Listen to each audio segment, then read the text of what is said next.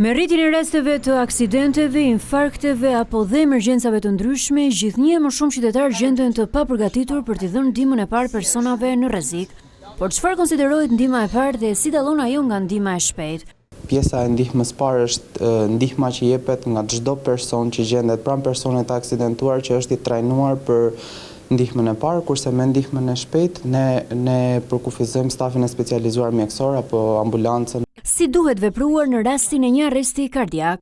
Për sa i përket arrestit kardiak, në momentin që nisim masazhin kardiak, gjithmonë duart duhet jenë në sipërfaqe të lëkurës, është më mira e mundshme. Në momentin që kemi liruar sipërfaqen e kraharorit personit, dora vendoset në mes të kafazit kraharorit, dora dominante, dora tjetër shkon e fiksuar me të. Brylat drejt dhe në momentin që kemi drejtuar brylat, supet duhet jenë pingull mbi pikën e shtypjes. Ushtrojmë presion me supet tona, me shpatulla, për 30 shtypje dhe për 2 frymarrje që është një set i masazhit kardiak. Do të jetë i tillë. Për 30 shtypje. Mbas 30 shtypjeve do të kalojmë një herë tek 2 frymarrje. Frymarrjet do të kryhen gjithmonë me një garzë sterile. Në momentin që kemi garzën sterile, ajo do të vendoset në hapësirën e gojës së personit për të mbuluar atë, për të mos marrë dhe mos dhënë sëmundje të transmetueshme, mbyllet hunda në mënyrë që ajri që ne do t'japim mos na dalë nga hunda dhe ngrem kokën e personit, puthisim gojën tonë me gojën e personit për 2 frymarrje të tilla. Ky do të jetë një set i masazhit kardiak dhe në mënyrë të tillë do të vazhdohet me sete të pandryshueshme deri në momentin që vjen ndihma e shpejtë ose deri në rastin më të mirë që personi arrin të reagojë. Gëlltitja e objekteve nga foshnja është një tjetër situatë serioze emergjente e cila kërkon ndërhyrje të menjëhershme, pasi nëse nuk trajtohet në kohë mund të çojë në pasoja fatale.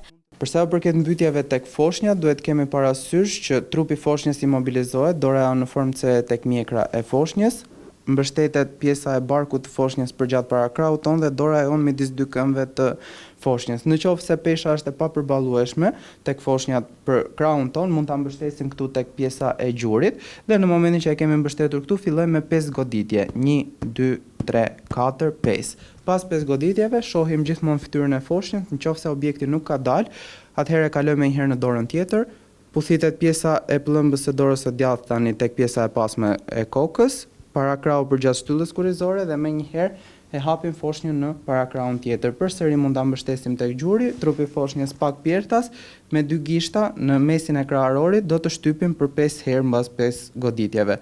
1, 2, 3, 4, 5. Çfarë fitojmë me goditje dhe shtypje? Nëpërmjet goditjeve ne duam të trondisim objektin që të krijohet një rrugë ajri dhe kollat na ndihmojnë që ta nxjerrim atë.